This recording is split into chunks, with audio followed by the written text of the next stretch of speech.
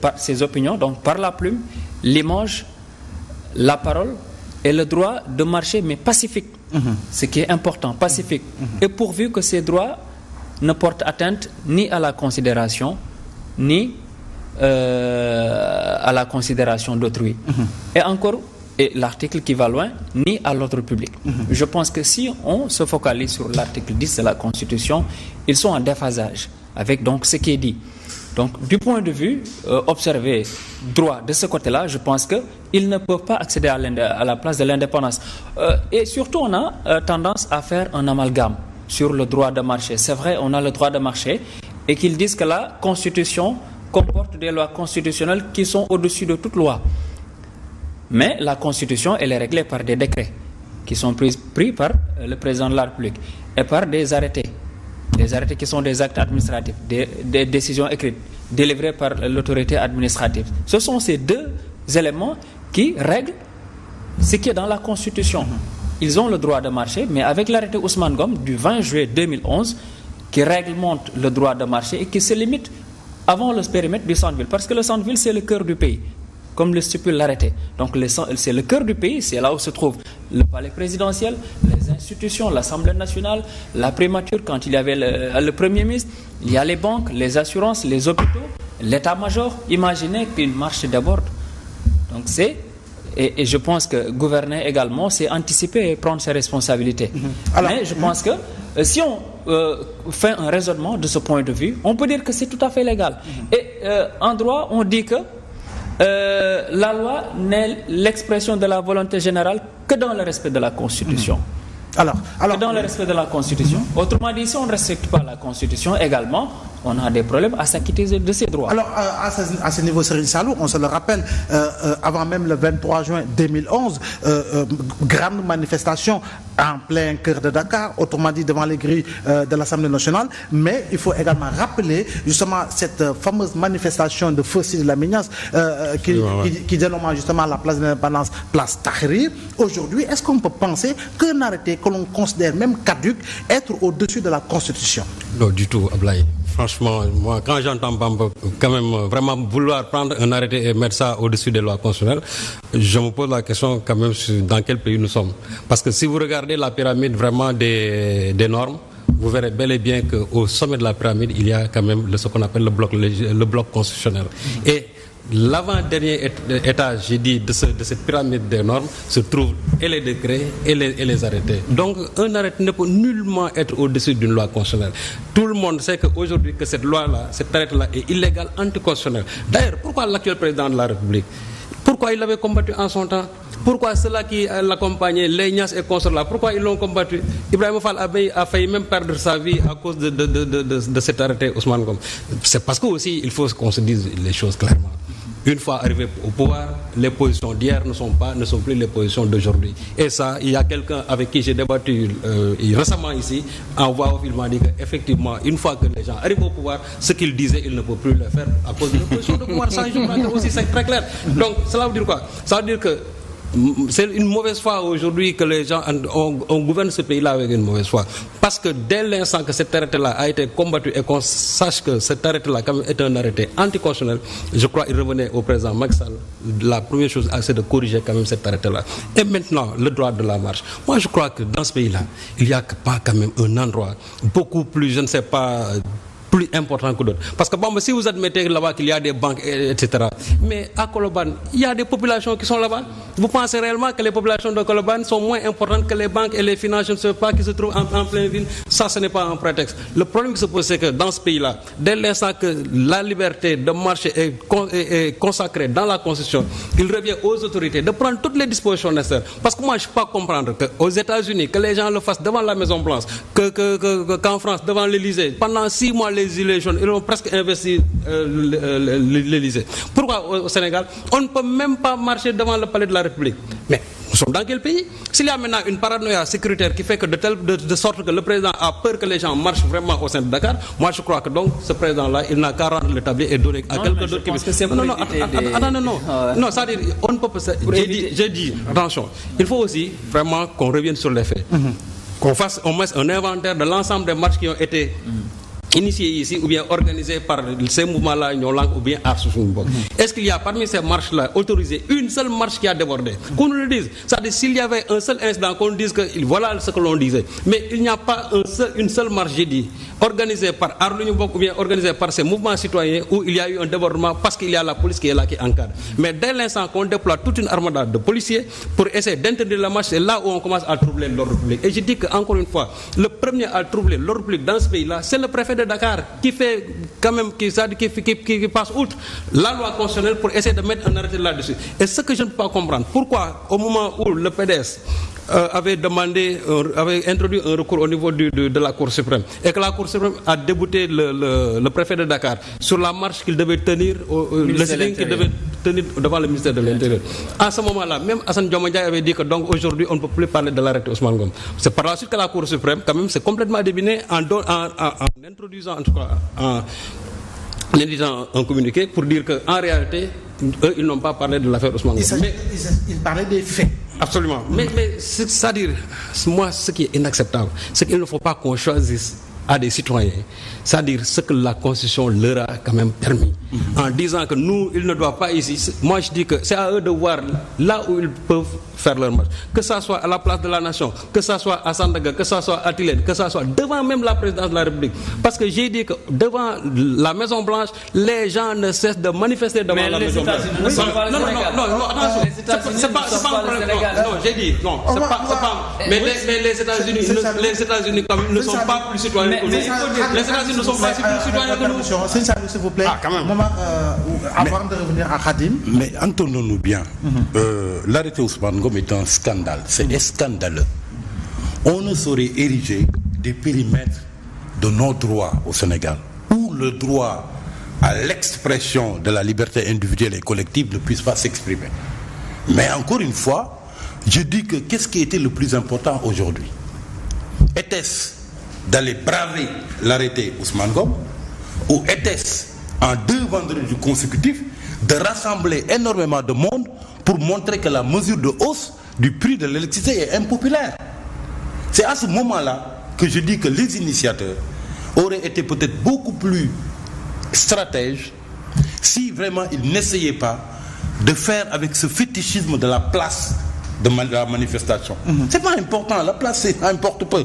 Ce qui était le plus important aujourd'hui, c'était qu'il y ait autant, sinon beaucoup plus de monde que ce qu'on a vu vendredi dernier pour envoyer un signal fort comme quoi la mesure est impopulaire. Maintenant, pour en revenir à l'arrêté Ousmane Ngom, il faut dire que ce qui s'est passé avec le coup d'éclat des Guy Marius Sagna et compagnie et qui leur vaut aujourd'hui leur emprisonnement, c'est une conséquence indirecte et peut-être lointaine d'une mesure qui a été prise par le président de la République à la surprise générale des Sénégalais. Quand au lendemain de sa brillante réélection avec 58%, sans en avoir pipé mot durant toute la campagne, il a supprimé le poste de Premier ministre. Absolument, oui. Et il n'y a plus de faisible. Qui est l'interlocuteur aujourd'hui privilégié de tous les Sénégalais qui contestent? Mais bien évidemment, c'est le président de la République. Quel est l'endroit où il faut aller peut-être pour se faire entendre par le président de la République? C'est le palais de la République. Devenu les nouveaux murs de la... C'est le nouveau mur de la des Sénégalais. Parce que tout simplement, il y a quand même un Premier ministre qui était... Et d'ailleurs, depuis lors, on s'est rendu compte que c'est difficile pour le président de la République de faire face à un certain nombre de situations. En début d'année, qu'ont dit les syndicats d'enseignants? Qu'ils ne pouvaient pas accepter quelqu'un comme Cheikh Kanté, qui a un profil politicien, pour faire le monitoring. Alors que c'est le Premier ministre qui le faisait à l'époque. Aujourd'hui aussi, c'est la même chose.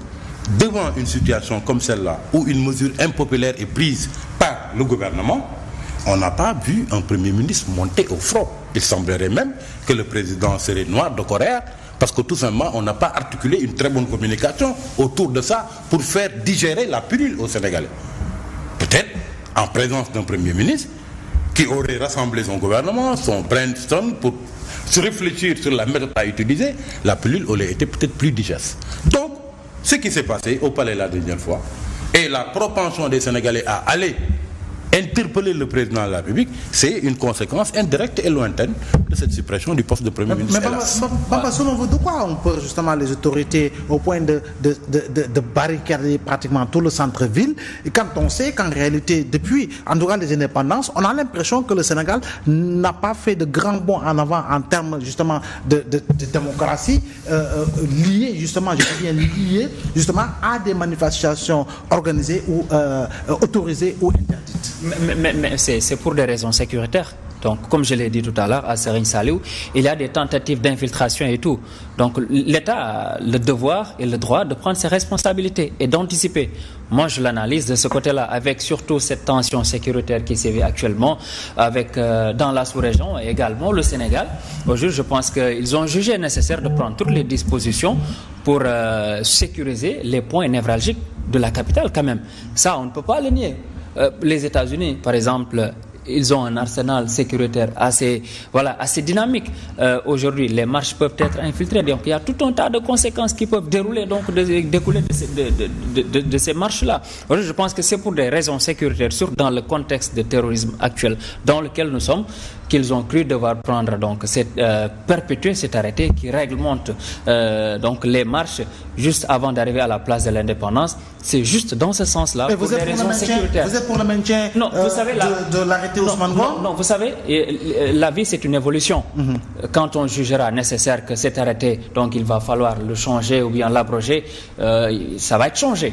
Il n'est pas dit que ça va être figé, resté figé, mais du moment que l'arrêté est maintenu figé jusqu'à présent, je pense que les marcheurs doivent respecter. Très sincèrement, M. Ousmane Ngom ne devrait pas être fier de ce qu'il a laissé à la postérité. C'est ça, mais je dis que il y a une évolution. C'est pour ça que je dis qu'il y a une évolution. Oui. La vie, c'est une évolution. Oui. Quand on jugera nécessaire d'abroger, on va l'enlever, et chacun pourra peut-être accéder même jusqu'au périmètre du palais. Mais c'est pour des raisons sécuritaires. Moi, je d'accord. Juste comme ça. Voilà. Ne trouve pas. Juste pour dire qu'on n'a pas de problème pour marcher au Sénégal. D'abord, ce que je sais. Et aujourd'hui, Momar l'a dit tout à l'heure. Bamba. Le lien n'est pas important. Ce qui est important, c'est de pouvoir extrêmement rassembler. Important. Moi, je pense que quand on fait une marche, c'est la capacité de mobilisation. Le lien de la marche est extrêmement important parce qu'il y a la symbolique d'abord dans toute marche. Quand les gens préfèrent, par exemple, aller jusque devant la Maison Blanche pour se mettre en face du bureau de Donald Trump, du bureau ovale, c'est pour se faire entendre. Quand les gens vont jusque devant les grilles de l'Élysée, c'est pour se faire entendre. Il y a la symbolique qui est là. Donc je crois que aussi nous, l'un dans l'autre, les Sénégalais peuvent bel et bien aller devant les grilles du palais de la République. Mais à attendez, vous parlez de problèmes sécuritaires. Voilà. Vous parlez de problèmes sécuritaires. Mais il y a des gens qui ont escaladé les grilles du palais. Est-ce qu'on a évoqué une seule fois un problème sécuritaire? Quand des gosses de la Cogère ont escaladé, j'ai dit, devant les gendarmes, les grilles du palais. Quand les jeunes d'Aliou Sall sont allés nuitamment au palais de la République, secouer les grilles du palais pour déverser leur colère, je ne sais pas sur le président. Ils ont été condamnés. Non. Doucement. Les gosses d'Aliou Sall, on ne les a pas du tout touchés. Ce sont les gosses de la Cogère qui ont escaladé, ils ont tous été sanctionnés. Ils ont été sanctionnés 15 jours. J'ai dit 15 jours d'emprisonnement. 15 jours d'emprisonnement. On n'a pas ouvert une information judiciaire. Aujourd'hui, voilà qu'on va ouvrir une information judiciaire, ne serait-ce que pour essayer de retenir les Guy Marius Sagna, Babacar Diop, tout simplement le plus longtemps possible en prison. Et je dis que c'est ça qui est inacceptable. C'est-à-dire dès lors qu'on prend le pari de ne pas condamner des gosses appartenant, je ne sais pas, à l'APR, donc je crois qu'il va falloir faire la même chose. D'autant plus que je dis que dans cette République-là, il n'y a pas des zones de non-droit. C'est un droit constitutionnel. Les gens, ils ont le droit de l'exercer où ils veulent. C'est-à-dire il revient à l'autorité de déployer l'ensemble des moyens, j'ai dit, pour assurer tout simplement la sécurité. Maintenant, si aujourd'hui le président de la République ne peut pas du tout assurer une marche ou bien un sitting devant le palais de la République pour des raisons sécuritaires, moi je dis qu'il y a lieu quand même de changer vraiment le président de la République. Parce qu'en ce moment-là, c'est vrai, parce que j'ai dit que encadrer une marche, j'ai dit que c'est la chose la plus facile, j'ai dit, pour la police.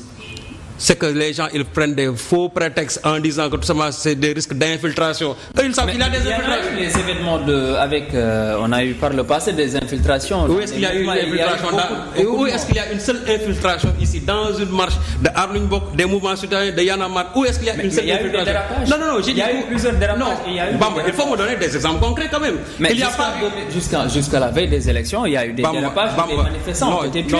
Non, je pense. Ça c'est parce qu'il y a eu des dérapages. Écoutez-moi, ici c'est l'arrêté, c'est avec votre permission. Mais je pense que s'il vous plaît, ici c'est l'arrêté Abdoulaye Mbow. Absolument. Alors, m'écoutez, je distribue la parole, je la donne, sinon je coupe le micro parce qu'ici c'est l'arrêté Abdoulaye Mbow. Alors, on s'écoute. Alors, si vous permettez, Abdoulaye, juste avant. En 30 secondes. Arrêtez de rigueur. Absolument. Arrêtez de rigueur. 30 secondes. Voilà. Donc, juste pour dire à Serigne Saliou que demander le départ du chef de l'État, quand même, ce serait trop. Non, je ne demande pas le départ. Non, j'ai dit que s'il ne peut pas assurer. S'il ne peut pas assurer, moi j'ai posé une condition. J'ai dit aujourd'hui, si le président de la République. Mais ça ne se pose pas, c'est quelque chose qui ne se pose pas. Mais si ça se pose, c'est la garantie de l'établir. J'ai dit, c'est clair. J'ai dit que si ça se pose. Le président, il est là et il contrôle la situation. Il ne contrôle absolument rien. Parce que s'il contrôle la situation, on n'allait pas tout barricader. Le président ne contrôle pas la situation. Selon vous, aujourd'hui, avec cette manifestation, en tout cas cet appel à un rassemblement au niveau de la place de l'Indépendance qui n'a pas du tout réussi, on sait pourquoi. Il était quasi impossible justement d'accéder au centre-ville. Aujourd'hui, quelle devrait être la prochaine étape justement de la plateforme Union Langue? C'est dommage qu'ils aient raté le coche aujourd'hui, parce qu'en 2 vendredis consécutifs, il aurait pu faire vraiment une démonstration de force. C'est ce que je trouve dommage. Maintenant, peut-être un mot pour conclure sur cet arrêté Ousmane Ngom. Ça devrait inspirer quand même nos hommes politiques. Parce qu'on se rend compte qu'ici, les lois, les amendements qui ont été portés par des hommes politiques, qui en ont été les initiateurs, ont toujours eu des visées politiciennes. Et aujourd'hui, la controverse qu'installe tout le temps l'arrêté Ousmane Ngom me renvoie à la loi Ezzan, Feu Ezzan, qui avait porté une proposition de loi qui visait tout simplement à amnistier des crimes politiques.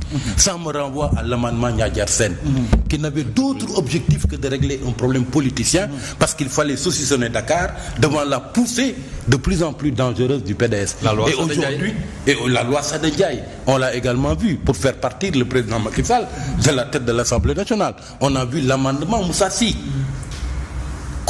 Par exemple, à un pays comme la France, parce que souvent nos hommes politiques, quand ça les arrange, font référence à l'ancienne colonie.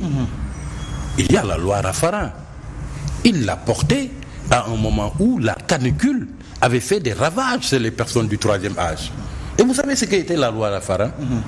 Faire de la journée fériée du Pentecôte une journée de solidarité nationale qui ne serait pas travaillée, mais qui ne serait pas payée non plus. Et les sommes qui seraient perçues dans le salaire des travailleurs servent à alimenter un fonds de solidarité nationale destiné aux personnes du 3e âge. C'est comme ça qu'on fait avancer son pays.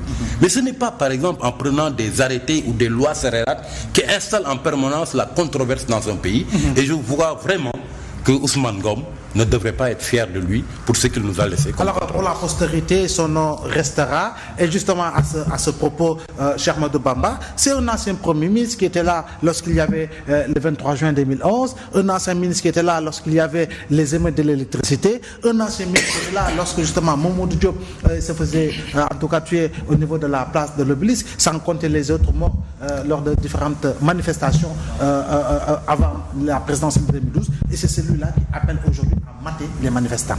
Bon, c'est vrai, vous parlez de l'ancien Premier ministre Souleymane Ndéné Ndiaye. Effectivement, si ce sont ces propos qui sont tels qu'ils sont formulés, je pense que franchement, je ne serais d'accord sur cela, parce que mater des manifestants actuellement en 2019 au Sénégal actuellement, nous avons tous des parents, des jeunes frères qui vont marcher, donc on saurait utiliser le terme mater. Tout le monde a le droit de marcher, voilà, et de façon pacifique, et tout ce qui est prévu avec l'encadrement, voilà, de l'administration territoriale et des forces de l'ordre et tout. Ça, ce sont des propos moi que je récuse, et franchement, surtout venant de lui, un ancien Premier ministre, donc également qui est de cette posture et de cette dimension. Je pense que peut-être c'est un écart de langage qui a été emporté par la fougue et tout ça, mais Mais moi, je le récuse. Franchement, je le récuse. Je ne perçois pas ces propos tels qu'ils sont. Maintenant, je voulais rappeler un principe qui est très important pour la République. François Mitterrand disait que la République doit être honorée et servie par tous les citoyens. Et puis encore, ceux qui ont pour mission et pour métier de la défendre. Si cela s'applique à la France, ça doit s'appliquer au Sénégal, puisque la France, c'est notre référence en tout. Vous avez vu ce qui se passe en France avec les gilets jaunes, ce qui est dommageable. Casser des commerces avec des bijoux qui sont à l'intérieur, qui coûtent des millions d'euros. Ça, est-ce qu'on peut l'accepter? Même les Français s'en désolent de ce qui se passe avec la crise des gilets jaunes. Je ne suis pas français, mais quand je vois la dernière manifestation des gilets jaunes en France, je suis meurtri par ces casques, avec ces manifestations qui sont infiltrées par des casseurs. Voilà, et ils sont inaptes face à cette situation-là. Pourtant, malgré la casse, il n'y a pas eu d'arrêté de qui que ce soit. Non, je vais venir. Malgré les casses répétitives, il n'y a pas eu d'arrêté de qui que ce soit. Parce qu'on l'aurait instruit en France, vous savez que cela ne passerait pas. Mais je vais venir. La France n'est pas le Sénégal. Pour l'instant. C'est vous qui faites la comparaison. C'est ça. Non, je fais la comparaison parce qu'on dit que la France est notre référence en tout. Je dis que la France, le Sénégal n'est pas encore la France. Ce qui peut être perçu normal en France, peut-être jusqu'à présent ne peut être perçu au Sénégal. En tout cas, d'un point de vue des libertés, de la démocratie, moi je ne fais pas de distinction entre la France et le Sénégal. Le Sénégal actuellement, personne ne peut nier que le Sénégal aujourd'hui c'est un pays où les droits des individus sont respectés. Même s'il y a eu avec le cas du Dr Bob, que nous tous nous déplorons. Tous nous déplorons, mais d'autres cas également que l'on peut citer. Suivant le contenu de rapports émanant d'organisations internationales ou nationales de cas de défense des droits de l'homme. Mais on s'accorde tous à dire que le Sénégal, quand même, c'est un pays où les droits des individus sont respectés. Absolument pas.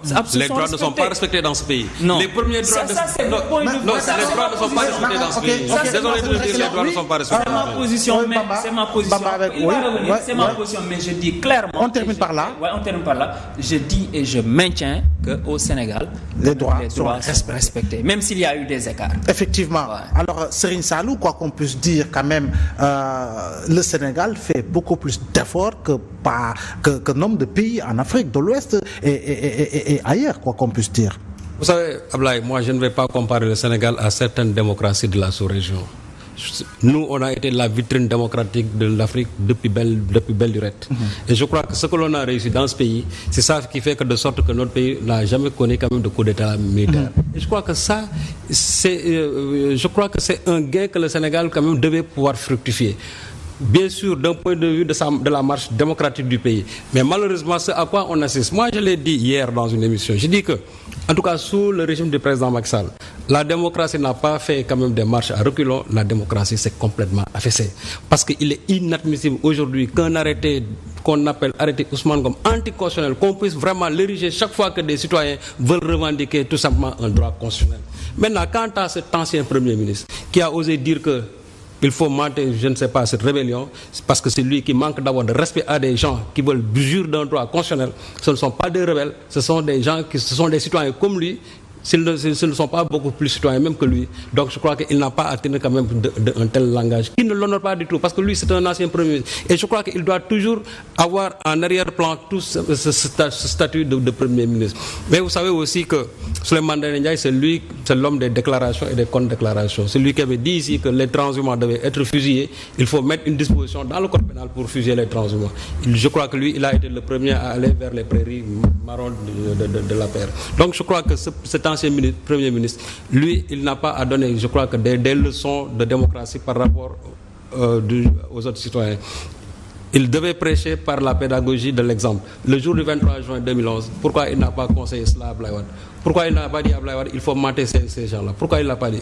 Donc il attend aujourd'hui que le président Macky Sall soit au pouvoir pour dire à Macky Sall ça. Et voilà ce qui risque de perdre maintenant le président Macky Sall. S'il écoute ces gens-là quand même, qui ont perdu le pouvoir à cause bien sûr non seulement de leur arrogance, mais à cause tout simplement aussi de leurs exactions. Et je crois que si le président Macky Sall quand même veut faire un mandat en tout cas apaisé, il a à faire attention avec tous ces bouts de feu qui tournent autour de lui et qui ne veulent qu'embraser ce pays-là. Je crois qu'il va falloir quand même que les gens respectent la Constitution. Et vous savez, J'ai dit que la première garantie sécuritaire d'un pays, c'est le respect de sa Constitution. Quand vous respectez la Constitution, ça veut dire que vous respectez les droits des gens. Mais si vous ne voulez pas respecter les droits des gens sont en droit quand même de se révolter. Parce que aussi la résistance à l'oppression aussi, c'est un droit absolu. Et je crois que ça, il faut aussi que nos autorités le sachent. Alors, Momar Diong, maintenant, quoi qu'on puisse dire, au Sénégal, on parle beaucoup, on discute, on dispute, il y a sur pas mal de sujets, mais quand même, tout se fait, en tout cas, sans exaction, quoi qu'on puisse dire. Alors, pour apaiser carrément les esprits, apaiser les cercles politiques de la société civile, est-ce qu'il ne faudrait pas aller dans le sens de libérer tout le monde et de laisser les gens, à chaque fois que de besoin, manifester pacifiquement? Un mot d'abord sur Souleymane Ndéné Ndiaye, parce que moi, sa sortie me renvoie à une grosse anomalie du régime d'Abdoulaye Wade. Comment Abdoulaye Wade a-t-il pu nommer un individu pareil comme chef de gouvernement? Moi, ça me pose vraiment problème. On peut même arriver dans un pays où vous héritez d'une fonction sans en avoir le profil. Mais il suffit d'épouser la fonction pour qu'il vous donne de l'étoffe et de l'épaisseur. Mais j'ai comme l'impression que ce n'est pas du tout le cas de Souleymane Ndéné Ndiaye à entendre les propos qu'il vient de sortir. On l'a vu ici, dire qu'il fallait fusiller les transhumants, mais il n'a cessé de multiplier les clins d'œil et les appels du pied à son ami entre guillemets Macky Sall pour finalement hériter d'un poste de PCA alors qu'il a été Premier ministre. Ça renvoie à la nature de l'individu et peut-être c'est quelqu'un qui n'a pas d'épaisseur et dont on peut comprendre qu'il puisse parler de cette manière-là. Maintenant, pour en revenir à ce qu'il faut dans un contexte comme celui-là, c'est un contexte de pacification. Je crois qu'il faut faire baisser un peu la tension. Je crois qu'il y a beaucoup de foyers de tension aujourd'hui. J'ai parlé tout à l'heure de ce qui s'est passé à l'université avec les syndicats d'enseignants et les étudiants qui sont vent debout. Parce qu'à cette revendication pour la libération de Guy Marius Sagna et de Maître Babacar Diop s'y ajoute le non-paiement de leurs bourses. Lequel directeur des bourses, d'ailleurs, le directeur des bourses vient de démissionner, de rendre sa démission. Ce qui n'est pas pour faciliter la situation. On se trouve aussi dans un contexte où après la hausse du prix du carburant, la hausse du prix du ciment, il y a aujourd'hui cette hausse qui sera difficilement digérable par les Sénégalais du coût de l'électricité. Et c'est dans ce contexte-là, plutôt que de se préoccuper des Sénégalais et de leurs problèmes, parce que les Sénégalais souffrent, il y a les tenants du pouvoir qui se lancent dans une polémique où on s'accuse et on contre-s'accuse autour d'une gestion qui renvoie à une malgouvernance absolue. Et cela pose problème. Je crois que dans un contexte comme celui-là, le président a intérêt quand même à faire baisser la tension. Je crois que la meilleure des choses à faire, je ne sais pas si les juges iront dans ce sens, après que Guy Marius Sagna et compagnie aient été entendus sur le fond. Est-ce que la demande de liberté provisoire qui sera introduite par leurs avocats va obtenir gain de cause auprès des juges? Je crois qu'il serait bon qu'on aille dans cette direction parce qu'il ne sert à rien de les maintenir en prison. Ceux qui sont arrêtés aujourd'hui parce qu'ils ont voulu braver l'arrêté Ousmane Ngom, qu'on trouve également les moyens de les arrêter et que le président, sans perdre la face du tout, puisse vraiment revenir sur cette affaire-là de hausse du prix du carburant. Parce que je renvoie quand même aux Sénégalais ce principe sacro-saint de notre Constitution. Il y a un principe qui est la synthèse de toutes les dispositions de notre Constitution et qui dit que c'est le gouvernement du peuple, par le peuple et pour le peuple. À partir de ce moment-là, quand il y a un rapport de force qui vous est montré et qui vous montre et vous démontre que la mesure que vous avez prise a du mal à passer par rapport à votre population, il n'y a pas de mal et il n'y a pas de honte à réviser cette position, à la suspendre tout au moins, pour attendre peut-être un moment plus opportun et des discussions peut-être pour voir comment parvenir au même résultat, sans pour autant vouloir coûte que coûte y aller au forceps. Alors, Cheikh Ahmadou Bamba, on le sait, c'est le président qui a fait cette déclaration, disant qu'en 2020, le bateau risque en tout cas de tanguer ou va tanguer. Alors, dans ces conditions-là, est-ce qu'il ne faudrait pas aller vers une pacification justement du landerneau politico-social-civil du Sénégal? Absolument, ça va s'imposer, la pacification, ça va s'imposer. Avant de revenir sur la pacification, rappelez que sur la hausse du prix de l'électricité, il me semble même que le président est en train de voir les conditions ou bien les possibilités de revoir cette augmentation donc à la baisse, ou bien de l'amener là où elle était, donc avec là où étaient les prix. Et ça c'est une possibilité en tout cas qui est étudiée par le chef de l'État. Mais vous avez raison de dire que la pacification s'impose. Aujourd'hui, il y a d'autres plages de discussion, je pense, beaucoup plus importantes aujourd'hui au Sénégal. Il y a des plages où on peut discuter des problèmes plus importants. Ça, c'est juste le temps éphémère d'une situation politique qui est en train de se passer. Mais je pense qu'il y a des plages actuellement plus considérables où on peut discuter des sujets sur lesquels on peut revenir pour discuter. Par exemple, l'instrument de mesure de l'émergence d'une nation aujourd'hui. On peut discuter de ces questions-là. Par exemple, et cet instrument de mesure-là, c'est le PIB, le PIB, le produit intérieur brut, aujourd'hui qui a connu un bond de 30% pour le Sénégal. Donc pour dire qu'il n'y a pas que cette tension-là qui doit perdurer. Ça, c'est juste une situation de marche qui s'est posée. Mais il faut savoir dépasser cela. Après, passer à l'essentiel. Par exemple, discuter de l'économie. Avec un taux de croissance qui ne cesse de croître, etc.